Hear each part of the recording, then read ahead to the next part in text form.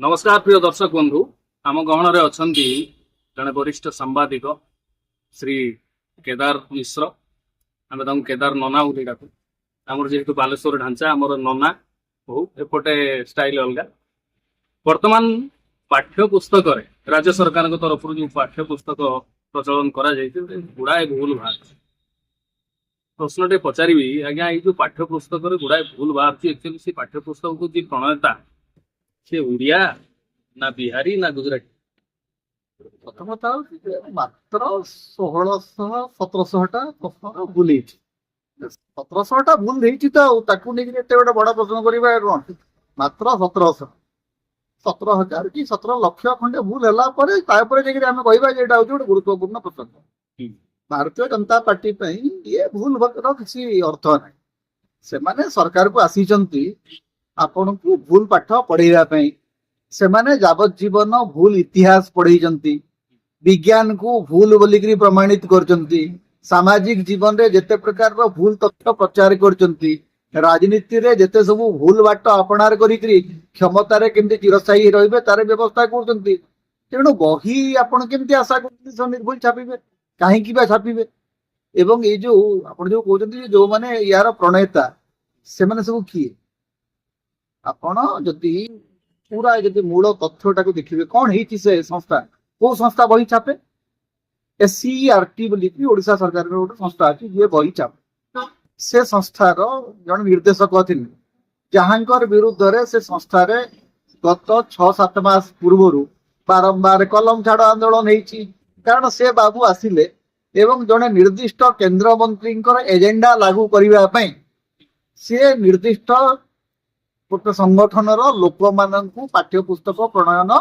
विभाग को आने को चाहिए कारण पाठ्य पुस्तक जो मैंने प्रणयन करती से माने गोटे प्रकार अभिज्ञ शिक्षक मंडली आम पिला बेले देखुलु डॉक्टर शुभेन्दु मोहन श्रीचंदन सिंह सार चलीगले सी निरंतर जी सरकार आसू न आसू शुभेन्दु मोहन श्रीचंदन सिंह सब बेले पाठ्य पुस्तक प्रणयन कमिटी रोते कारण से अभिज्ञता थी भारतीय जनता पार्टी गोटे समस्या अच्छी जे सेमाने आसिला क्षणी तांकु प्रथमे तांकर जो शिक्षा विकास समिति राष्ट्रीय स्वयंसेवक संघ सहित जड़ित शिक्षाविद मान को बसा हम जो शिक्षाविद मानकर केवल ज्ञानटी होउची जे सेमाने RSS रो 2-4टा लिफलेट पढ़ी था 2-4टा पुस्तक पढ़ी था एपरिक बंच ऑफ थॉट भी पढ़ी था जो गुरुजी गोलवालकर जो बही लिखी से भी पढ़ी ना कारण गोलवालकर जावतीय राजनैतिक विभ्राट सत्वे जेहेतु से विज्ञान पाठ पढ़ी किछिटा वैज्ञानिक सिद्धांत माने राजनीतिक सिद्धांत भूल भाल हो पारे किंतु वैज्ञानिक सिद्धांत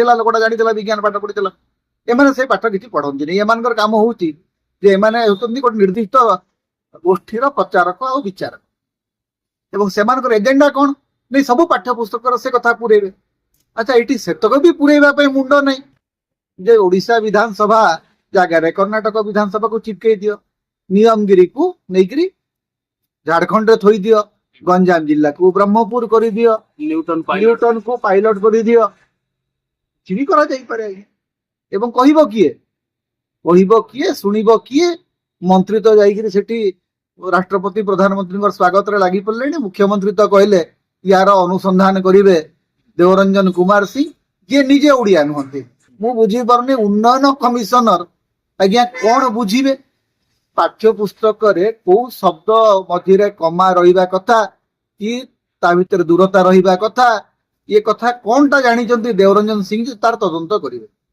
प्रशासनिक तदंत से करि पारन किंतु पाठ्य पुस्तक संपर्क रे तदंत करिया पई उन्नयन कमिशनर को एक्सपर्टाइज अछि तेणु सरकार टा होची मु ये सरकार ना दी गोटे मुंड नथिबा कुकुड़ा माने केवल गंडीटे अछि गंडीटा को धरिक कुआडे जाऊँच जानी पार केतबेले एपटे बाड़ी होती केतबेले सेपटे बाड़ी होती केतबेले आईन श्रृंखला परिस्थिति बिगड़ी गलानी केतबेले पाठ्य पुस्तक भूल है केतबेले रथयात्रा परिचालन में भूल है तेणु आपण ए सरकार ठू अधिक किसी आशा करते जो मैंने आशा कर ही भूल कर वर्तमान मुख्यमंत्री महोदय कहले जहाँ भूल है सार माने करेक्शन करी पढ़ेबे केते करेक्शन करी पढ़ा जी प्रथम कथा होची जे से शिक्षक थिले बोली कहा होची कि आमर मान्यवर मुख्यमंत्री गोटे गुरुजी थे आपण शिक्षक भाव में जाना दरकार जे सुधी पत्र ପଢିବା କାମଟି ହଉଛି ଯୋଉମାନଙ୍କର ଟିକେ ବୟସ ହେଇଥାଏ ସେମାନେ ଜାଣନ୍ତି ଯେ ହଁ ଠିକ ଅଛି ଏଇଟାର ଗୋଟେ ଶୁଦ୍ଧିପତ୍ର ଥିବ।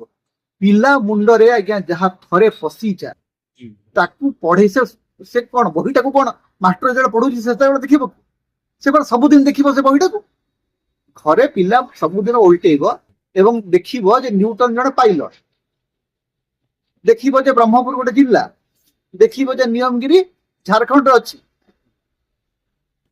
ଯେ ଏ ଭୁଲଟା ପିଲା ମୁଣ୍ଡରେ ରହିଯିବ ଏବଂ ମୁଖ୍ୟମନ୍ତ୍ରୀ ଯାହା କହୁଛନ୍ତି ସେଟା ସମ୍ପୂର୍ଣ୍ଣ ଭାବରେ ଶିକ୍ଷା ବ୍ୟବସ୍ଥାର ବିରୋଧୀ, ଶିଶୁ ମାନସିକତାର ବିରୋଧୀ ଏବଂ ସମ୍ପୂର୍ଣ୍ଣ ଭାବରେ ଗୋଟେ ଦାୟିତ୍ୱହୀନ ମନ୍ତବ୍ୟ, ଦାୟିତ୍ୱହୀନ ନିଷ୍ପତ୍ତି ସରକାର ନେଇଛନ୍ତି। ଆଉ 50 କୋଟି ଟଙ୍କା ଖର୍ଚ୍ଚ ହବ କିନ୍ତୁ ତ୍ରୁଟି ଶୂନ୍ୟ ବହି ପିଲାଙ୍କ ପାଖରେ ପହଞ୍ଚିବା ନିଶ୍ଚିତ ଭାବରେ ଜରୁରୀ ଏବଂ ଏ ଯୋଉ ତ୍ରୁଟିଯୁକ୍ତ ବହି ଅଛି ଏ ବହିକୁ ପ୍ରତ୍ୟାହାର କରିବାଟା ଶିକ୍ଷା ବ୍ୟବସ୍ଥା ପାଇଁ ଜରୁରୀ।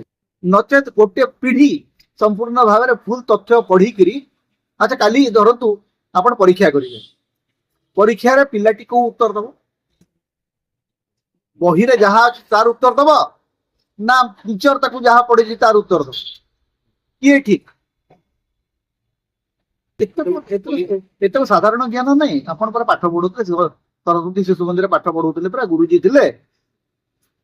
ଜଣେ ସାମାନ୍ୟ ସମ୍ବେଦନ ଥିବା ଶିକ୍ଷକ ଯଦି ସେ ହେଇଥାନ୍ତେ ସେ ପ୍ରଥମେ କହିଥାନ୍ତେ ଯେ ଏ ବହିକୁ ତୁରନ୍ତ ପ୍ରତ୍ୟାହାର କର, ତାପରେ ନୂଆ ବହିର ଏବଂ ଗୋଟେ ଜିଦ୍ଦି କଲା ଭଳିଆ ବହିର ଅର୍ଡର ଆପଣ ବହି ପ୍ରିଣ୍ଟ କରି ଚାଲିଛନ୍ତି। ମାନେ ଏଇଟା ନିର୍ଲଜତା, ଏଇଟା ସମ୍ପୂର୍ଣ୍ଣ ଭାବରେ ଏଇଟା ନିର୍ଲଜତା ଏବଂ ଭାରତୀୟ ଜନତା ପାର୍ଟିରେ ଯୋଉ ଗୋଟେ ଆଟିଚ୍ୟୁଡ ଅଛି ହଁ ଭୁଲ ହେଲା ତ ହେଲା ଆମର କଣ ଯାଉଛି। ଲୋକ କହିବେ 2-4 ଦିନ କହିବେ, ଏ କିଛି ଲୋକ ଅଛନ୍ତି ପାଟିତୁଣ୍ଡ କରିବେ ସୋସିଆଲ ମିଡିଆରେ, 2-4ଟା ଖବର ବାହାରିବ ତାପରେ ଲୋକ ଭୁଲିଯିବେ। ଆମେ ପୁଣି ଯେମିତି ଭୁଲ କରୁଥିଲୁ ସେ ଭୁଲ କରିଚାଲି। ଇଏ ହଉଛି ବିଜେପି ସରକାର ଆଟିଚ୍ୟୁଡ। ଏ ଭୁଲଟା ଜାଣି ଶୁଣି କରାହେଇଛି ନା ଆକ୍ଚୁଆଲି ପ୍ରିଣ୍ଟିଂ ମିଷ୍ଟେକ୍? କଣ ଲାଗୁଛି? ଓଡିଶା ନୁହଁ ସାରା ଭାରତର ଶିକ୍ଷା, ସଂସ୍କୃତି ଏବଂ ରାଜନୀତି ଏ ତିନିଟାକୁ ସବୁଦିନ ପାଇଁ ଧ୍ୱଂସ କରିଦେବା ପାଇଁ ଆରଏସଏସ ଠିକା ନେଇଛି। ଆରଏସଏସ ଚାହୁଁଛି ଯେ ଭାରତୀୟ ସମାଜ ପୁରା ଗୋଟେ ସେ ଯୋଉ ଥିଲା ସାମନ୍ତବାଦୀ ସମାଜ, ମଧ୍ୟଯୁଗୀୟ ସମାଜକୁ ପୁଣି ଥରେ ଚାଲିଯାଉ। ତେଣୁ ଯୋଉଠି ବି ଆରଏସଏସ ର ଇଣ୍ଟରଫିୟରେନ୍ସ ଅଛି ସେଠି ଏଭଳି ଅବସ୍ଥା ହଉଛି। ଆଜି ପର୍ଯ୍ୟନ୍ତ ଆରଏସଏସ ର ଗୋଟେ ଆଚିଭମେଣ୍ଟ ଆପଣ କହିପାରିବେନି। ସେମାନେ କହୁଛନ୍ତି ଆମେ ରାଷ୍ଟ୍ରବାଦୀ। ଭାଇ ରାଷ୍ଟ୍ରର ସୁରକ୍ଷା ପାଇଁ, ରାଷ୍ଟ୍ରର ଧର୍ମ ପାଇଁ କଣ ଆପଣ କହୁଛନ୍ତି?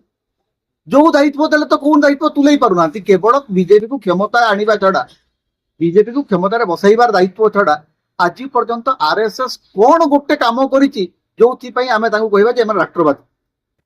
କଣ ୟାଙ୍କର ରାଷ୍ଟ୍ରବାଦଟା କଣ? କେବଳ ସକାଳୁ ଉଠିକିରି ପ୍ୟାଣ୍ଟ କୁର୍ତ୍ତା ପିନ୍ଧିକିରି ବ୍ୟାଣ୍ଡ ବାଜା ବଜେଇକିରି ନମସ୍ତେ ସଦା ବତ୍ସଳେ ମାତୃଭୂମି ଗାଇଦେଲେ ଦେଶ ପ୍ରେମର ପ୍ରମାଣ ମିଳିଯିବ? ଆଜ୍ଞା ଦେଶ ପ୍ରେମର ପ୍ରମାଣ ମିଳିବାକୁ ହେଲେ ଦେଶ ପାଇଁ କାମ କରିବାକୁ ପଡିବ, ଦେଶ ଗଢିବାକୁ ପଡିବ, ରାଷ୍ଟ୍ର ନିର୍ମାଣ କରିବାକୁ ପଡିବ। ଆପଣ ତ ରାଷ୍ଟ୍ର ନିର୍ମାଣ ଜାଗାରେ ରାଷ୍ଟ୍ର ଧ୍ୱଂସ କରି ଚାଲିଛନ୍ତି। ଭବିଷ୍ୟତ ପିଢିକୁ ସମ୍ପୂର୍ଣ୍ଣ ଭାବରେ ମୂଳପୋଛ କରିଦେବାର ଯୋଜନା କରୁଛନ୍ତି। ଲୋକଙ୍କୁ ଦଙ୍ଗାକାରୀ, ହତ୍ୟାକାରୀ, ହିଂସା ସମାଜର ପରିକଳ୍ପନା କରୁଛନ୍ତି। କୋଉ ରାଷ୍ଟ୍ର ଧର୍ମ ଆପଣ ପାଳନ କରୁଛନ୍ତି?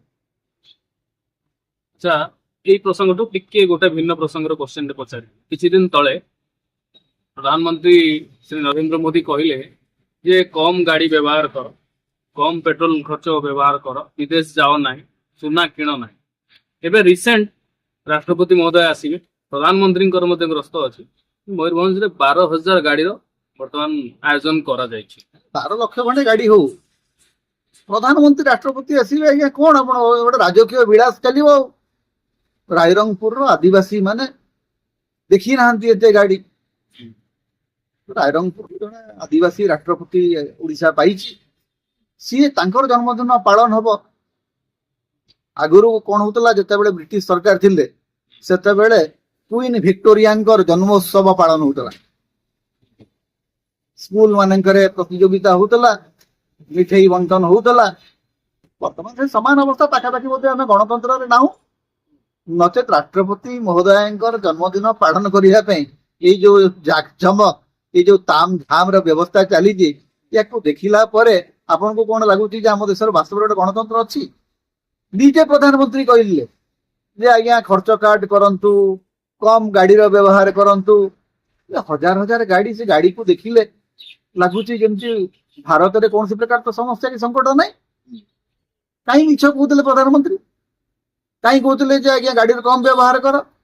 ଆପଣ ଗୋଟିଏ ବର୍ଷ ପୁରାଣୀ ଉତ୍ସବ କରିବା ପାଇଁ ଏବଂ ରାଷ୍ଟ୍ରପତିଙ୍କର ଜନ୍ମଦିନ ପାଳନ କରିବା ପାଇଁ ଯଦି କିଛି 100 କୋଟି ଟଙ୍କା ଏମିତି ଫୁଙ୍କିକିରି ଉଡେଇ ଦେବେ, ତାହେଲେ ଆଜ୍ଞା ଲୋକେ ତ ଭୋଟ ଦେଇଛନ୍ତି, ଲୋକେ ବିଚାର କରିବେ। ଆମେ ଆଉ କଣ କହିପାରିବା? ଆମେ ଗାଡିକୁ ଦେଖିକିରି ତାଟକା ହେଇକିରି ଚାହିଁବା କଥା, ଆଉ କଣ କରିବା? ବହୁତ ବହୁତ ଧନ୍ୟବାଦ।